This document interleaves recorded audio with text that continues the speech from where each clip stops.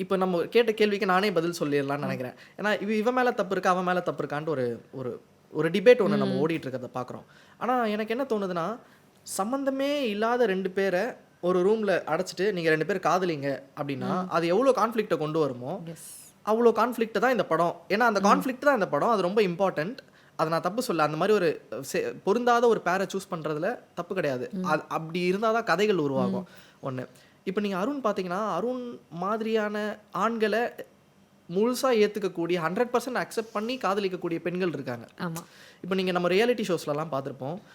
என் கணவர் என்ன அடிப்பாரு, இல்ல என் காதலன் என்ன அடிப்பாரு. எனக்கு அத பத்திலாம் பிரச்சனையே இல்ல. அவர் தானே என்ன அடிக்கிறாரு. அவர அடிக்காம யார் அடிக்க போறா? அருண் வந்து திவ்யாவ பிசிக்கல் அபியூஸ் பண்ணதே இல்ல. எமோஷனல் அபியூஸோ, மென்டல் அபியூஸ் தான் பண்றான். But physical abuse which is worser than that. ஆனா அதையுமே ஏத்துக்கக்கூடிய பெண்கள் இருக்கும்போது, அருணை ஏத்துக்கக்கூடிய பெண்களும் இருப்பாங்க. ஆனா அருண் வந்து ஒரு பழைமைவாதின்னு வச்சுக்கோங்க.